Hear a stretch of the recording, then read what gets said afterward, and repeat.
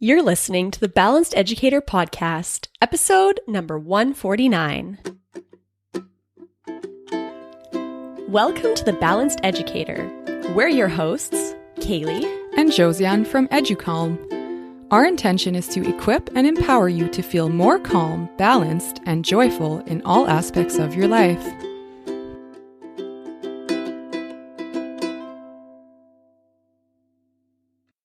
Hello there and welcome. We're so excited to have you here with us today.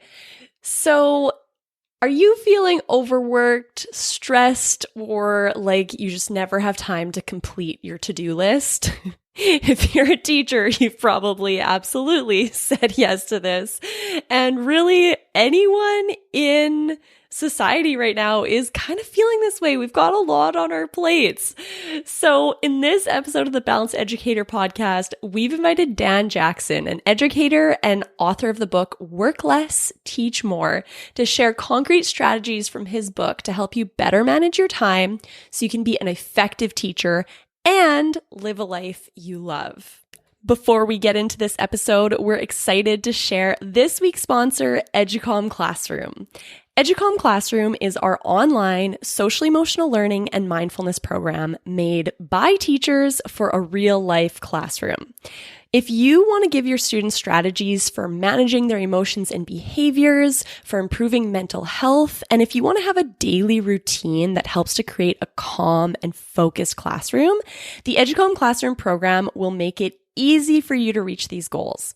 All you have to do is log into our website, choose a theme you'd like to focus on for the month, like mindfulness or growth mindset or emotions or mindful movement. There's many different options. And then use the ready-to-use resources in either French or English because the program is bilingual. It's really as simple as pressing play on the audios and enjoying a 2 or 5 minute guided mindfulness practice with your students. So you don't have to be an expert in mindfulness or social emotional learning to use this program. You get to learn and participate with your students. So you can use the first unit of EduCalm Classroom for free indefinitely. There's no expiry when you sign up for the free trial at educalm.com. And that free trial will also give you a training video that you can use to learn how to kind of navigate the website and use the program. If you're enjoying the resources from the free trial, you feel like it fits your teaching style and it fits your goals, then you can get over a year worth of no prep mindfulness audios, videos, printables, and more by signing up for a yearly membership. So this program really removes all the hurdles you might be having in terms of trying to find good resources and trying to find, things that follow one another and actually make sense throughout the year. This program is ready to go. You don't have to do any prep. It really removes that barrier and that hurdle for you. So to learn more or sign up, go to educalm.com. That's EduCalme. All right. I hope you enjoy this excellent interview with Dan Jackson. Hello, Dan. Thank you so much for being on the podcast with us today. No, thank you so much, Kaylee, for having me on. I just read your book and I think it is awesome and that all teachers should read it, even though those that, our listeners probably have learned a lot about self-care and managing their time through our podcast. But even for myself, that I live this message, there was things that stood out in your book that I was like, oh yeah, that's such a good point.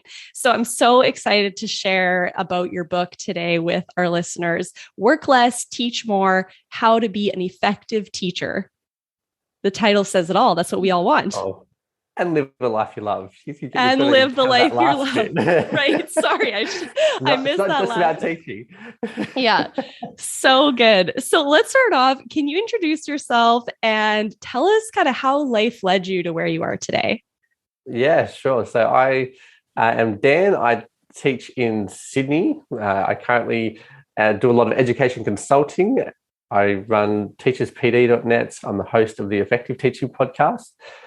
But I got here basically, I, like most people, started teaching quite young, and it didn't take too long for me to work out that I was really getting into too much work. I went to a new school and I thought that I had this great role that I really wanted. It was a dual role teaching two subjects that I loved. And I just found myself throughout that process saying yes to lots of stuff. And I felt too that I was getting given roles I didn't even ask for, that I didn't say that I would accept, but suddenly they were announced to everyone that I was doing it. I was like, I did not remember saying that I was going to be doing that. And so halfway through one of my years, my wife was given a role that meant that I didn't have to work. In fact, it was better for me not to work because I needed to go and look after our 2-year-old. And so I felt very excited to go in and tell my principal that I was only going to be there for 2 more weeks. And even one of those weeks, I was going to be down in Canberra and not there. So just like, thanks, I'm looking forward to going. He was a bit shocked by it all, but I left, and my headspace at that time, definitely wasn't where teachers' headspaces should be, and that wasn't necessarily the best response to everything. At least not to be happy about it, and to all the things that went with that. But when I left, I actually then began starting up my own business. I started creating a website. I started reading business books. And as you know, as you get into business, there is so many business books out there. Like, I think they're probably a dime a dozen. There's literally millions of them. And you go and you get the business books and you start reading through them. And it doesn't matter which one you start with, right? I started with a fairly small one, and I read it, and it had this message of being effective in your business and doing the right things, not the wrong things, doing more of those right things, outsourcing stuff, to really basically make it so that you, as the person in charge of your business, is doing as little as possible, but you're really doing the most effective things that are most important for your business.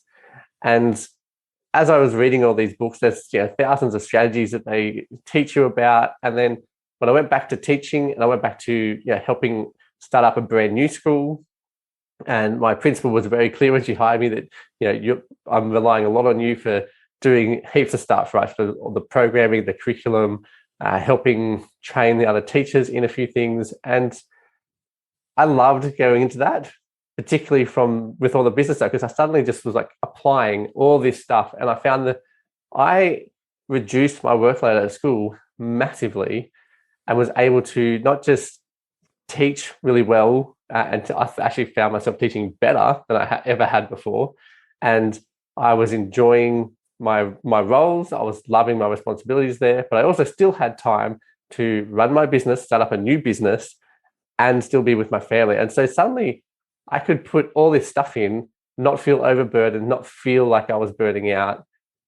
And I could still, I was still had hobbies. I was still going to the gym. I was still, I had time for all the things. And I was amazed at how good that was. But it was only on reflection that I realized that I was doing that too. So last year, I surveyed a whole bunch of teachers to find out how I could help them best. And they all just complained about the time. They were all too busy, which I knew. I was like, oh, I shouldn't have even asked a survey. I knew they were all going to say this, but it wasn't what I wanted. I wanted them to tell me that they needed help with curriculum, they needed help with behavior management, because that's what I wanted to be working on. But when it came, I was like, oh, I can't really do much for that. But then as the year progressed and COVID kept impacting everything for us here, I reflected more on what they were asking and how I had done things. I was like, actually, if I managed to be a deputy or a vice principal, if you're somewhere other than Australia, if I managed to be a deputy or a vice principal and still also manage to run businesses and spend time with my family, I probably do have something that I can give. And so I went through and I thought through all the stuff that I'd read and all those kinds of things. I went, I'm going to write a book that's for teachers, that is just applying all of the stuff that I learned to education. And it's got examples of, how I applied it in my teaching. And that's where I got to where I am today. The book only came out, at the end of last year. So I'm pretty excited to be on here chatting to you about it. So awesome. So that is such a huge shift that you went through. And that's a really similar experience that Josiane and I had too. Once we started learning about business, we became better teachers, and so much shifted in how we did things. Because I think as teachers, there's kind of maybe a lack in our training about how to manage our time, because so much is asked of us as teachers. And there's, a very small amount of time that you actually get to do your work where you're not in front of your students. So then the work builds up, it piles up, and when are you ever going to get it done? So what shifted for you to be able to start making this huge transformation? I think part of the shift was that at the beginning of the book, I talk about this shift in mindset of people. When I was at my last school, just before I resigned, I was blaming my principal all the time. I was blaming my head teachers and my deputies and vice principals at the time because they were taking my time. They were constantly loading things onto me, and I had to do all this stuff.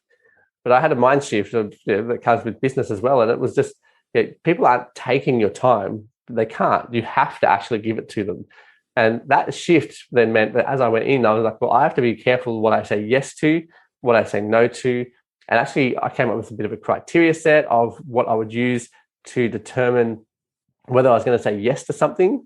So if my principal came and said that she wanted me to go and be involved in creating all the booklets or something for the whole year group for a particular subject, I had to then weigh up, okay, well, that's going to take me a lot of time, a lot of effort. That's going to impact, a lot of students and all the rest of it. And so I had this system that I would use to weigh it up. And then I went, okay, well, I can do that one, but it means I actually can't do this other thing that you want me to do. And so she then would weigh that up and go, well, which one does she want me to do most? Because normally principals don't come in, or your head teacher or your deputy isn't saying you have to do this, you have to do it this way, and there's no other choices. Even when they have got particular ways they want things to do, if you push back a little bit and go, can I do it this way instead because it's more efficient for me at least, then they often will go, well, yeah, okay, that should be fine, particularly if you have a reason for it or anything like that. But showing that you've thought through it was great. So having that mindset shift for me was great going in, and then setting up those systems of how to say yes and say no. Because at the last school, I'd said yes to a lot, and I'd been warned not to say yes to everything, and I felt like I hadn't said yes to everything, to be honest. But at the end, I was just like, I've said yes to too much. Well, I've definitely noticed, throughout the years that the teachers that, when someone is looking for a teacher to fill some sort of role, to do some sort of work, they are just like in need of someone right away. So they're going to go to the person that always says yes first to try to reduce their workload, right? They're not going to go to the person that often says no. They're going to go to the person. So if you become that person that's always saying yes, then everyone's going to keep coming to you.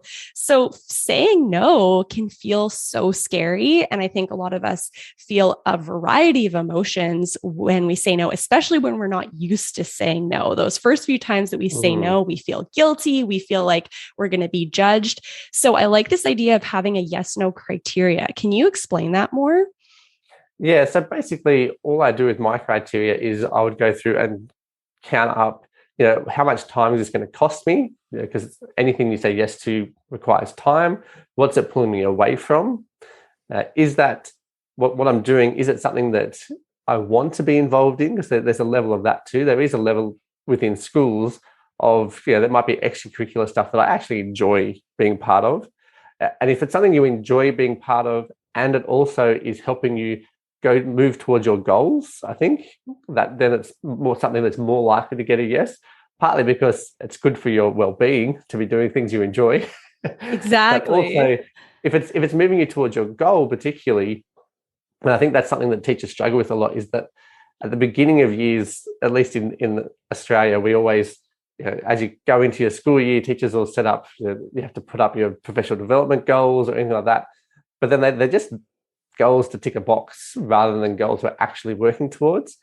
And so by having criteria around how I say yes and no that relates to my goals, that actually makes sure that I'm moving towards my goals and constantly improving and all that kind of stuff.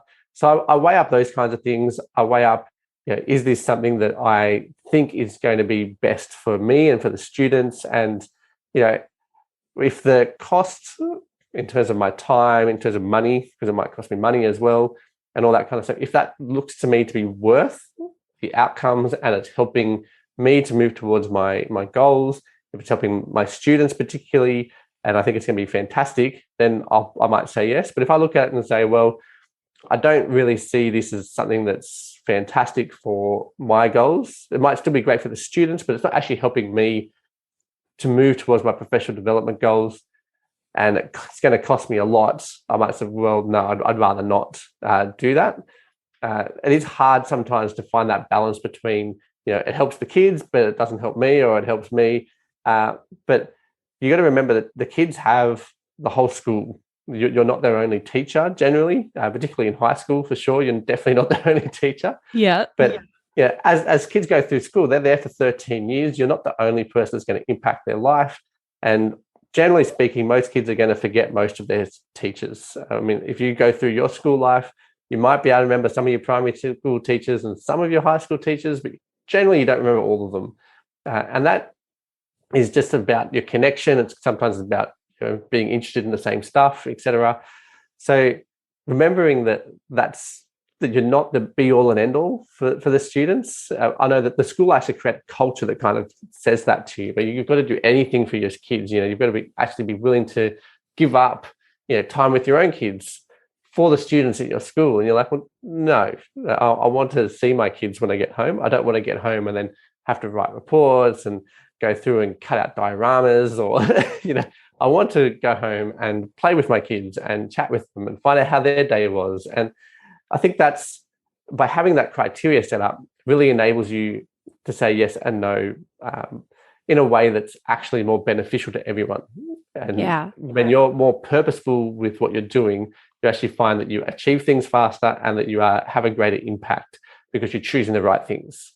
Yeah. And in the end, that's going to make you a better teacher, right? And as a teacher, I think sometimes we forget that our job first and foremost is to be a great teacher in the classrooms that we've been assigned to teach. There's so many extracurriculars, and those are important to the school and to the students' growth as well. But if all of the extracurriculars are taking away from our ability to be a present and effective teacher in our role number one, then that's a problem. So talking about your these criteria, to me, I'm thinking, okay, that takes some time. That might take some time to actually consider these things. So how do you get out of the reflex of being like, oh yeah, okay, I think I can make that work? How do you kind of give yourself the space to have that questioning period with yourself? Yeah, I generally will ask for a day to think about things. I think that's, unless it's something that has, if they're asking me to do something that day, in which case I might just say, just give me 10 minutes and I'll get back to you. And then I'll just sit down for 10 minutes and go, what is he actually asking? What are the details? I might need to ask them a whole bunch of questions as well, because they might give me, can you go and do this? And I might have no idea what that actually involves. And so I might need to go to them and discuss, can you just tell me, how long is it going to take, and this, and sometimes the person who's asking can be helpful as well. I've done it before where, if it's my vice principal, or if it's my principal or something, I'll actually ask them a whole bunch of questions and go, I'm currently trying to get this and this and this done. How much time does that take? And they will know quite quickly and go, do you know what? Get the other stuff done, because they know that it's more important. And then I'll go and ask this person. And if I can't find someone, I might come back to you. And then you go, okay, that's great. That sounds wonderful. And so actually being upfront and honest with people about what you're trying to work out is really good, because they just go, you know what? I can see that you're already doing stuff that's important. You're already quite busy with something. I can then go and ask, because as a principal or as a vice principal, and I was a deputy, which is the same as a vice principal. You would ask someone, and if they said yes, that's great. But if they said no, I wasn't sitting there going, no, you have to do as I say. I'm sitting there going, okay, I'll go and find someone else. It's not something where I'd feel like, you're disrespecting me, or you're not fulfilling your role, or I'm going to judge you. We've all been teachers. We all know that teaching is very busy, that it's got a lot behind it. And if you don't have the time right now to do this thing that I've asked you to do, which is going to take the next 45 minutes, for example, of your one period off that you've got for the day, you're like, well, no, I can't do that. This is my only period off. I have to prep my lessons. I have to finish writing my reports. And you also want me to do this. And they're like, yeah, okay, no, don't worry. I'll go find someone who's done their reports, who's got 3 periods off today, who's, those other people exist. Yeah. And I'm sure, principals would prefer that you say no than you say yes and burn yourself out, because no one knows what your workload is except for you, especially in a school, because there's so many moving parts, so many different, and we're quite independent in our classrooms. We're very independent in kind of how we run things. So most people don't really get much of a glimpse into what our life looks like inside and outside of our classroom. So yeah, we need to advocate for ourselves. And I think that the way that the kind of strategy that you use is super helpful. And teachers should really think about that. What is my criteria for saying yes and no, and not feel that pressure to give an answer right away? Take a couple minutes to think about it. Yeah. So there's something in your book that you mentioned that I hadn't heard of before and I really loved. So as teachers, we have so many tasks, so many things that we feel that we need to complete. And you mentioned Eisenhower's urgent/important matrix, because we can't fit everything into one day, but it can be so hard to distinguish like what really needs to get done, what doesn't really need to get done. Sometimes we just keep adding to that to-do list, and then eventually our to-do list is pages long and we feel this crushing guilt that we're not getting it all done. So can you talk about this? Yeah, sure. So part of it comes out of that to-do list. Yeah, you sit there with your to-do list and you just keep adding to it and adding to it. And even if you're good with your to-do list, like you might at least move things around as to, I need to get this done. I need to get that done next. You're not necessarily just going, well, I'll just add this to the bottom of my list, and when I get to it, I'll get to it. Because the nature of teaching and the nature of life really is that there's always new things to do. Yeah, whether you've gotten the old ones done or not, there's always more to get done. And so Eisenhower's matrix is all about how to work out what you should be doing, which ones you need to prioritize and do first, which ones you need to prioritize and book into your schedule to do later, and the ones that you really shouldn't do, that you can just chuck out and never do. And then there's also other ones that kind of you look at and go, well, maybe I need to get those done, but maybe I don't. And to really question things. So by splitting things, I think the most important aspects really are whether it's important or not important. And so the matrix itself, so it's just 4 squares. So one that has important and urgent on it. The other one has important and not urgent. And then you have not important and urgent and not important and not urgent. And of course, anything that's not important and not urgent, you should never do. That should just get chucked out. You should never do those things unless it happens to be something that you legally as a teacher have to do. And so there are some things that legally you are required to do, which actually are not important and are not urgent, but you've got to get them done because some person above you said you have to get them done. Otherwise, basically, you're not fulfilling your role. You can get sued. All those kinds of things. So you do still have to do anything that's legal. So anything that's legal or that's explicitly written in your contract, you just have to do. But anything else, chuck it out. The other one that you want to go through with a fine-tooth comb is the not important and urgent. And that's probably the column where you're going to get rid of the most, to be honest, because as teachers, what we tend to do is we do the urgent. We always are doing the thing that's urgent. I have to get this done today. I have to get this one done within the next 10 minutes. This one's due tomorrow. Yeah, and we see our kids work the same way. The assignment's due tomorrow, so I'll do that. But the assignment actually, I would put the assignment in the urgent, not important bracket, unless your assignments are really well done, because I don't see the assignment is meant to be evidence of their learning, not their learning, right? And so I actually see, their learning is the bit that's important. And that's the bit that should be the thing that we really focus on a lot more. And then the assessment, it could be a pop quiz that you use as an assessment. And then that's really not a big thing, but that's what the kids are going to stress about. That's what they're going to focus on because it's urgent. Whether it's important or not, that's aside the point. It's important to them because they need to make sure that number that goes on their report back to their parents is a nice number. But so by doing this as a teacher, we can get rid of those things that aren't important, and it helps us to start questioning whether or not something we're doing is important. And whether something is important really depends on a few things. It depends on its impact on your students. It depends on its impact on you. It depends on where it's taking you. And I particularly like to, the book has this whole chapter that's devoted to working out, where you're going as a teacher, and also not just as a teacher, but in your life outside of school, what's life ideally going to look like for you type stuff. And then your important things match up with that, because that's the thing that is most important. You're identifying the things that are most important to you. And so as you then use the matrix, you can go, well, does it actually align with the goals that I have as a teacher, or the things and the people that I want to impact as a teacher? Is it meeting those things, or is it pulling me away from other things in this important, goals and stuff for me that I've already said that's super important, but now I'm going to do something that's urgent, not important, that pulls me away from the things that are important. And I think we do that all the time as teachers. Our reports are one of those things. There's something that doesn't get done till it's urgent, and they're legal. So yes, you do have to do them, right? But if we had have planned out our time better, we actually could have gone, well, this is something we have to get done. I can schedule that into my calendar. I can set up systems and processes to actually basically have my reports done way before they're due. And the only thing you then need to do is add in that final grade, because you can write all your comments about your students all through the year. You can write those comments and you can come up with all your stuff that you need. And then it's just about, okay, we're just ticking boxes and putting in numbers. And that suddenly reduces your stress, because you're not doing it all at once. You're not writing 140 reports in the next 2 days, filling in every minute of your time, staying up late. You can actually manage to get your sleep in and all that kind of stuff. So that's the unimportant aspect down the bottom. You want to get rid of as much of that as you can, unless you legally have to do it.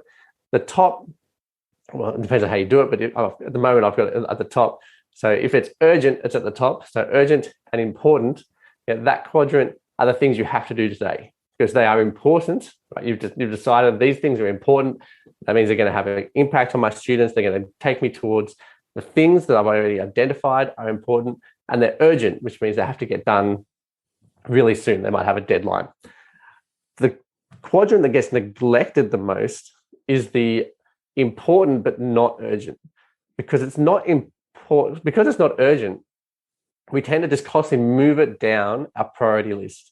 Our to-do list, we're ticking it off, and then we're like, well, that's not urgent. I can do that tomorrow. And therefore, I'll move this other thing that's actually not important, but it is urgent. I'll move it up and I'll get that done today. And that's a problem, because those things that are important but not urgent eventually can become urgent. And when they do, they tend to be really messy. So when you think of the things that are important but not urgent, these are things like looking after your health. Until you actually break down and get sick, it's not important. It's not urgent for you. But once you're sick, it's urgent. But then it could be, that could be surgery. That could be weeks in the hospital. That could be, a long-term sickness that you're just at home with this crazy flu, but it's actually this long-term flu because it's been building up. You've been stressed. You've been this. You haven't taken the time out to look after yourself. It can be things like doing research around how you want to do your teaching.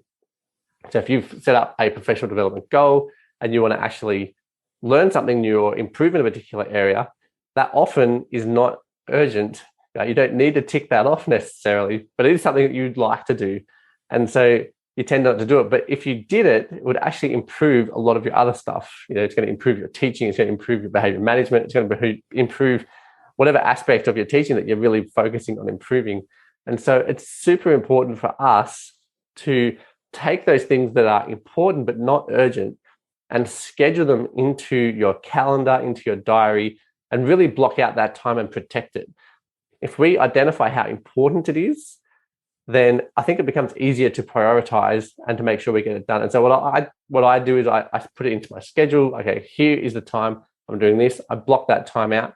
And then if anyone asks me to do anything else in that time, my response is always, no, I'm sorry, I'm busy. I'm not available at that time. They don't need to know what I'm doing. That means I'm not available. I could be having a bath at that time to look after myself. I could be doing yoga. I could be, sitting down and marking. I could be sitting down and coming up with great ideas for next term's programs that I have to create and the work for my students. Maybe I'm doing project-based learning, which requires a really long, thoughtful process. And that could be what I've scheduled that time out for. But they don't need to, I just need to say, well, I'm sorry, I actually have something booked in at that time that I can't move. And that's all you need to Love say. that, because normally we feel like we need to explain, like, I'm so sorry, I can't because I have, and you feel like you need to tell them you have something urgent going on, but you don't have to explain. Right. You can just say, no, I'm not available. I love that. Right. And you think it has to be this massive thing. Like, if I'm saying no to my principal, it has to be like for a doctor's appointment, right? But no, you just need to be able to say, there's something that I'm doing that I can't reschedule, or and you can't just keep rescheduling things that are important. It may not be important to your principal, but if it's important to you, then you need to make sure you don't reschedule those things, because otherwise you'll go through life and you'll never get to those important things. You'll get to them so rarely that you're impacting that area that you want to have an impact. Like if I think of my children, if I don't prioritize that, if I constantly just go through life going with the flow, then I'm going to allow everyone to fill up my time, pulling me away until my wife really pulls me back. Yeah. And just goes, oh no, and it might become too late. My wife might go, you know what, we're gone because you're at work all the time. You're constantly doing this. Everyone else gets your time, but we don't. You don't prioritize us, and that's what comes at the end if you don't prioritize things that are important.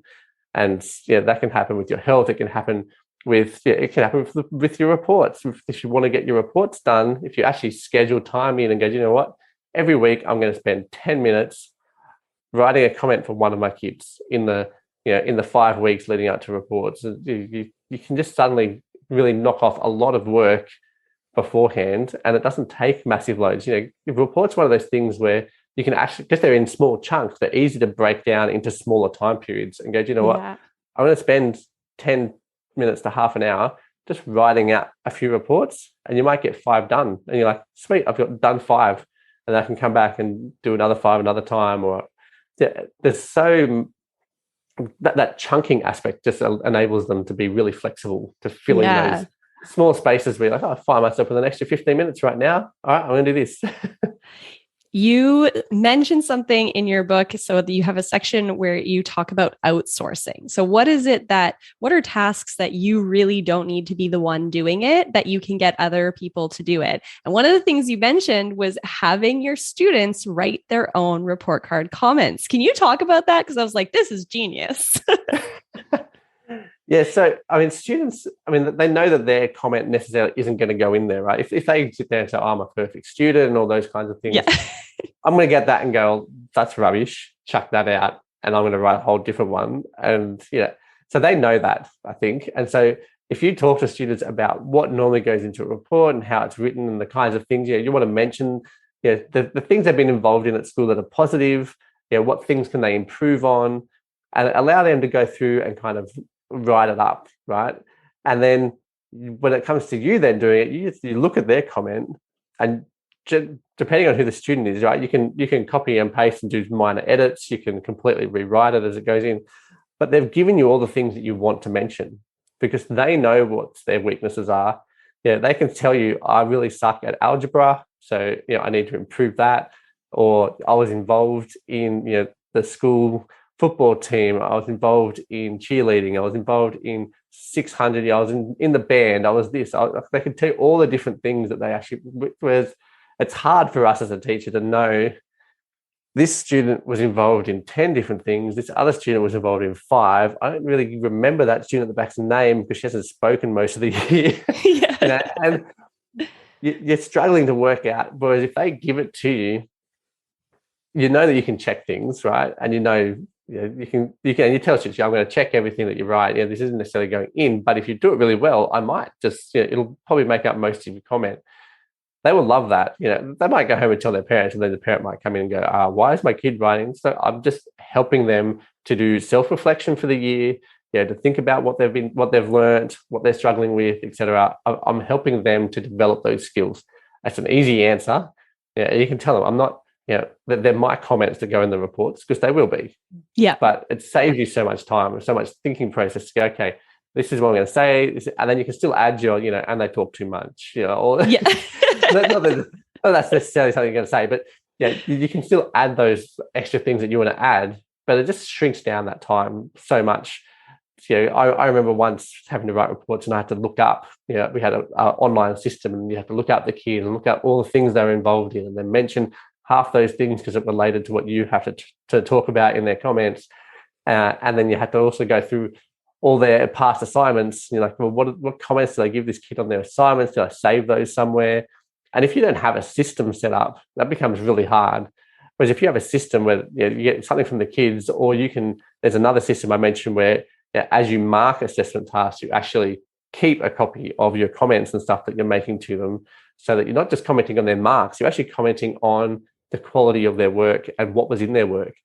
And you can say, Julianne did a fantastic report on rockets and going to the moon, or whatever your assignment is, right? And it was beautiful, and it had this, and it had that, because you've got your comment there, and you can actually pull stuff out of that comment and collate it eventually into your comment. And if most schools, you've got multiple assessment tasks, you then have multiple comments that you can then tie together and go, that's half to 3/4 of my comment done. Now I'm just going to take stuff that they've told me, add that in around the sides, send it in. And it just, systems like that, and it doesn't, whatever system you want to use, but having a system for anything saves you a lot of time as you're doing it. So that's definitely a system I like to use that takes time off. And getting students to write stuff, I think, is very beneficial for them and saves us time. Yes. And it's so much more meaningful to them, because one thing that's always disheartening for me with writing report card comments is we have a very kind of specific format that we have to use when we're writing comments that I find can feel quite impersonal, and that when the students read the comment, it doesn't actually mean much to them. So I would love the idea of teaching them what is the system, kind of this is the way that the comment gets written. And then now you generate your own comment. This is how I would write the comment for you. You do your own so that you really understand what it means. And then we'll talk about it together and review it together and talk about if we're on the same page of, is this really what demonstrates your learning the best? And that just already, I'm like, that would be great. They would be so much more meaningful for the students and feel so much more meaningful to me, because I wouldn't feel like I'm just doing all this work for nothing. It's actually something that's going to mean something to them, and then that they can explain to their parents too. Yeah. Report comments these days, they're just so, like, you read them, like you write them, and then you read them, you're like, if I wasn't the person writing that, I wouldn't have a clue what I've said. Like, and I think they're designed to be that way. And then you send that home to a parent who English is their second or third language, and you're like, yeah, that's what your students like. And they don't look at the comment, they just look at the grades, and that's not the system you want to set up, I don't think.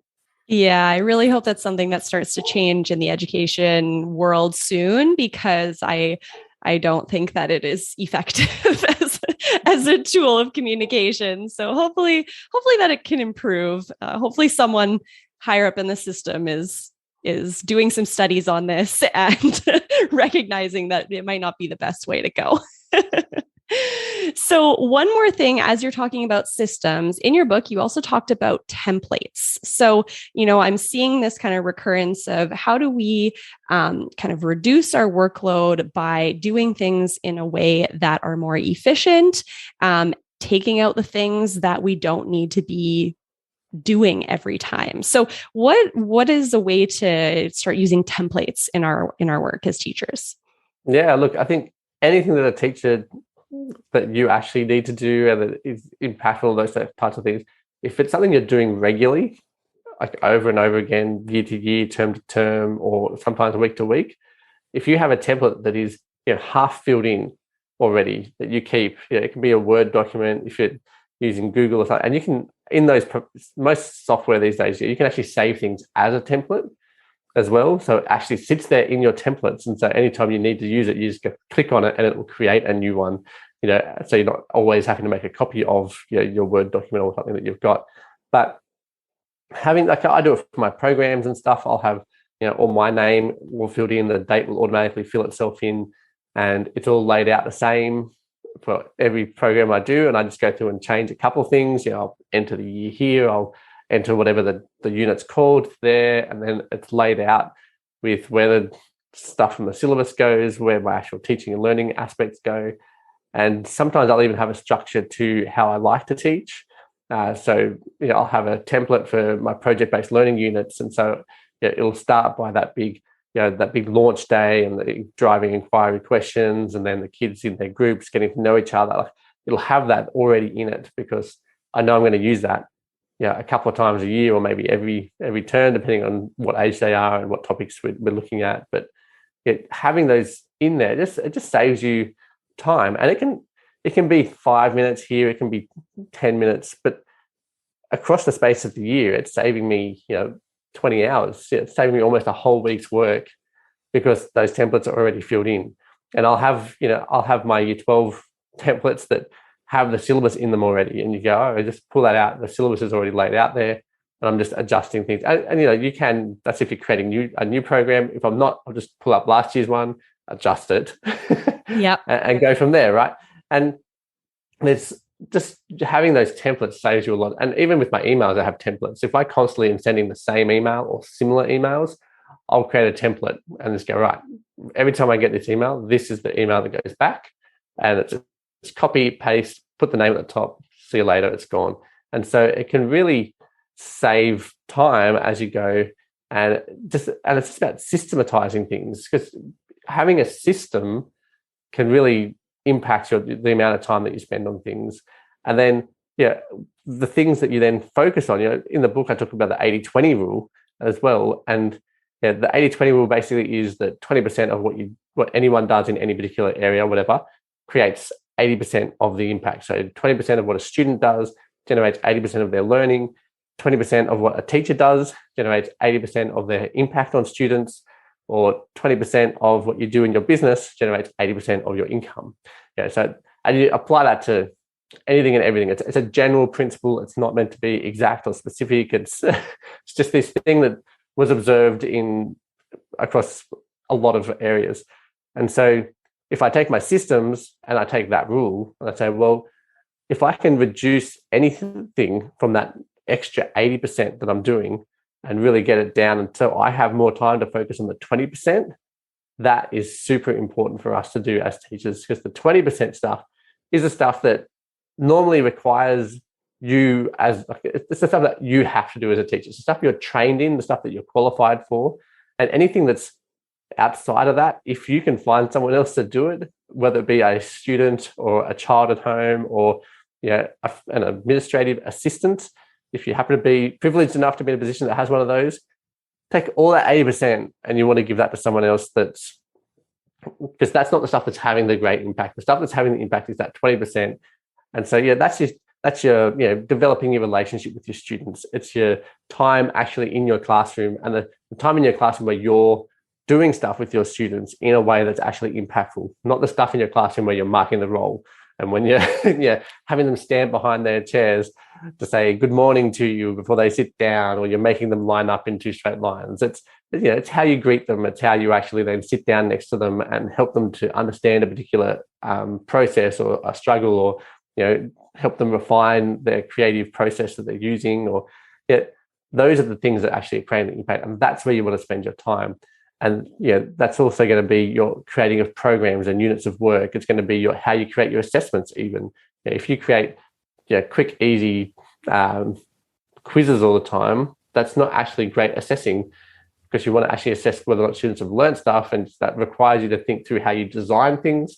Even if you do use a quiz, you want to make sure that you, at least if the kid gets it wrong, you want that wrong answer to tell you their thinking process. It's much more important to ask student, why is -1 a negative, and then actually have to explain why, than it is to say, well, give me a negative number, because they might get up to a negative number using the wrong process or with a bad understanding of it.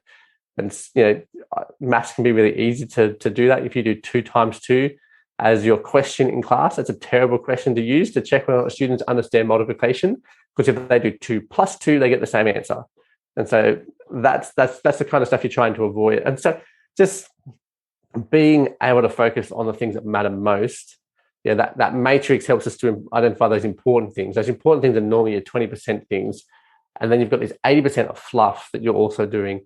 And some of that legally you've got to do. Some of that is priorities, processes of your school. And you can't necessarily avoid all of it, but you want to try and avoid as much of it as you can. And you can do that explicitly. You can do that under the radar for some of that, and just you want to be, and we all feel it. I think this is what causes the burnout. It's not even necessarily that we have such a huge workload, because when you talk to teachers and you do surveys and stuff, teachers are working around 55 hours a week, and there are more than double that in terms of work, like daytime hours in a week, where you could basically be having another whole job on top of that to fill in your time. But I feel like it's part of the reason why we feel so burnt out is because the stuff we want to do, the stuff we're trained to do, is not what we spend most of our time doing. We spend a lot of our time doing, we have to do workplace health and safety inspections and risk assessments, and we have to fill in, all these extra documents. It was like, what's the point of this document that I'm filling in? Who's benefiting from this? You've got to sit through meeting after meeting after meeting.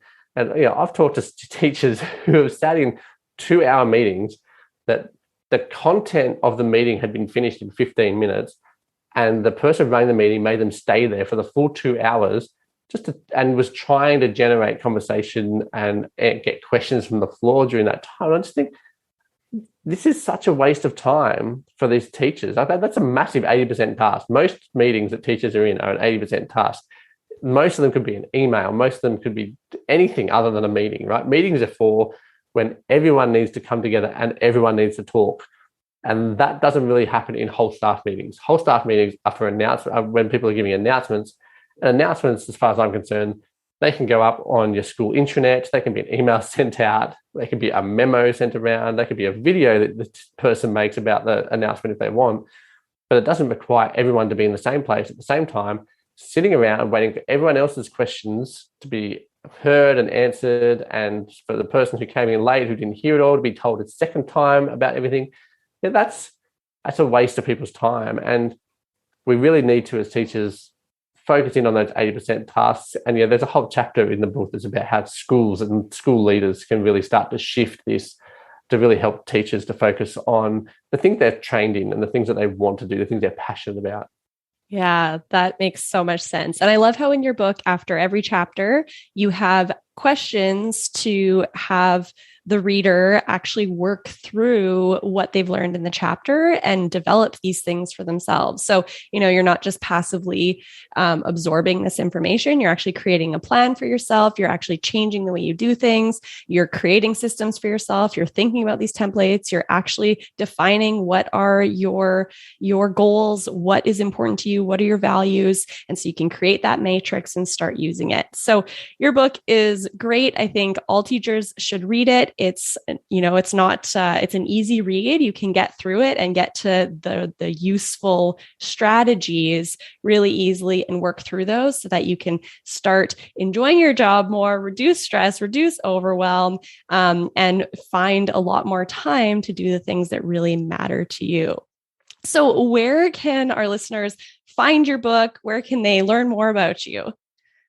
So the book is up on Amazon, so they can buy the book on Amazon. That's the easiest place to get any book, really. It's always always there. And if you want to connect with me, you can come to the website, teacherspd.net, or my handle is @DanJacksonTPD, both on Instagram and Twitter. Come and follow me there. I'd love to connect with you in that way as well.